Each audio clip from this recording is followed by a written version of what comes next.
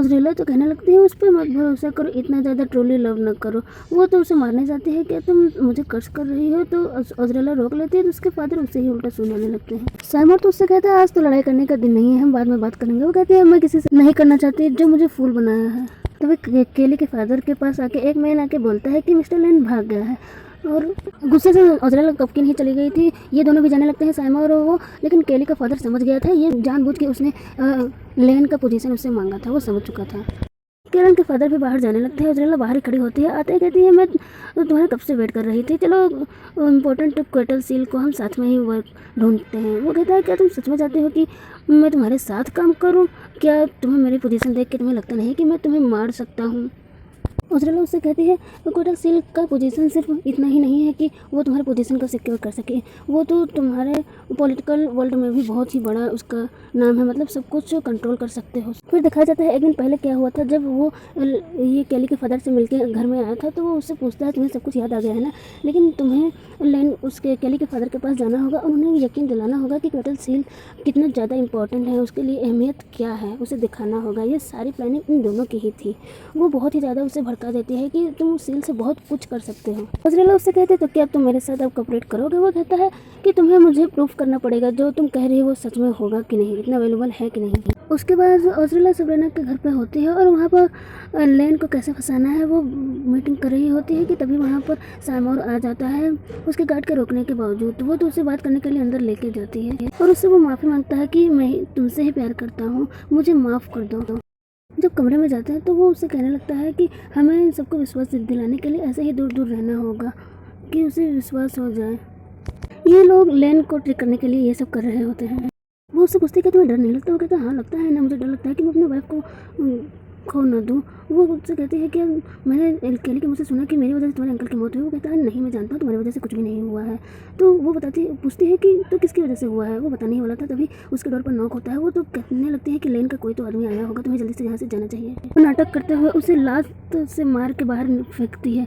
जब Simon sir उठा के देखता है तो वहाँ कोई और नहीं, हॉवर्ड ही आया था। उजरेला हॉवर्ड को भी कुछ भी बताना नहीं चाहती थी क्योंकि उस पर भी उसे शक था, क्योंकि जब सभी मीटिंग कर रहे थे लेन और साइमन, तो वो भला रिकॉर्डिंग कैसे कर सकता था वहाँ पर, इसीलिए वो उससे भी कुछ भी नहीं बताना चाहती थी। दोनों ही मैन आपस में लड़ने लगते हैं कि तुम यहाँ क्या कर रहे हो, तुम यहाँ क्या कर रहे हो। उजरेला दोनों को ही चुप कराती है और साइमन से कहती है अब हमारा बैकअप हो चुका है, तुम जाओ यहाँ से, नाटक करते हुए। उसके बाद वो हॉवर्ड से कहती है कि तुम्हें इन्फॉर्मेशन मिली साइमन के बारे में? वो तो कहता है उसे डराते हो कि मैं तुम्हें एक दिन मार भी सकता हूँ। कहती है मैं तुम्हें मार दूंगी अगर तुम यहाँ पे अपना काम नहीं बताया, फालतू में आए हो तो। और फिर वो बोलता है कि तुमने जो पिल बनाने के लिए कहा था वो बन गया है।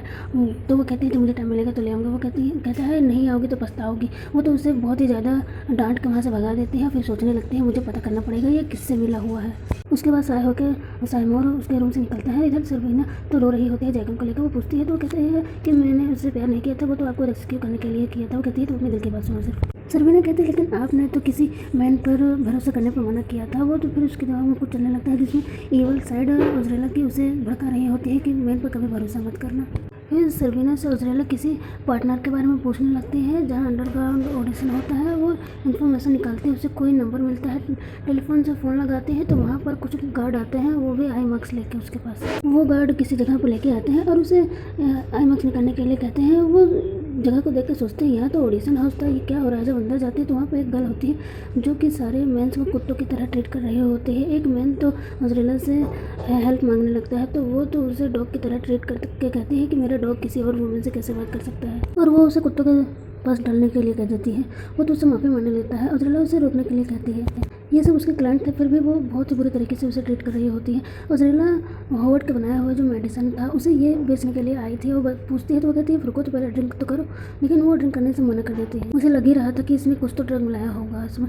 वो तो इसे कहते हैं क्या तुम्हें लग रहा है इसमें मैंने पॉइजन मिलाया है। उसके थोड़ी देर बाद दिखाया जाता है वो पड़ी होती है ज़मीन पर, साइमन आता है उन्हें उठाता है तो वो कहती है मैंने इसे बॉडी को हॉट करने के लिए ड्रग दे दिया है, इसका कोई सोल्यूशन नहीं है, अब तुम्हें संभालना पड़ेगा सब कुछ। इसके बाद ड्रग उजरेला पर हावी हो रहा होता है, वो उसे संभाल रहा होता है लेकिन उसकी बॉडी बिल्कुल हॉट हो रही होती है। उजरेला उससे कहती है आज मुझे तुम्हारी बॉडी की ज़रूरत है। वो कहता है मैं तुम्हारे साथ तुम्हें परमिशन के बगैर नहीं करना चाहता हूँ। वो उसे बहुत ही ज़्यादा समझाता है और उसे रोकता भी है तो वो कहती है डफक इतनी देर से बहाने बनाए जा रहे हो क्या, तुम मैन नहीं हो।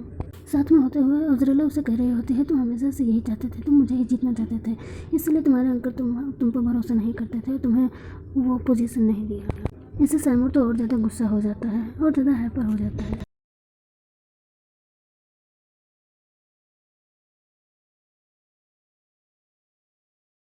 नेक्स्ट डे होता है। अज़रेला सैमूर को देख के सोच रही होती है, तुम मुझे पर नज़र रखते हो और सोते समय इतनी पीसफुली मेरे साथ सो रहे हो। वो कहता है, तुम मुझे इतना घूर क्यों रही हो? पूछा, क्या है कल रात में अच्छा लगा? वो कहती है, इतना ठीक ठाक नहीं था। तो वो तो फिर से शुरू होने लगता है और पूरे 2-3 एपिसोड में ये सब यही करते रहते हैं, यही चलते रहता है। और थोड़ी देर बाद इस स्टोरी स्टार्ट होती है जिसमें एक लेडी को दिखाया जाता है जो कि वो अंडरग्राउंड ऑडिशन हाउस की ओनर होती हैं।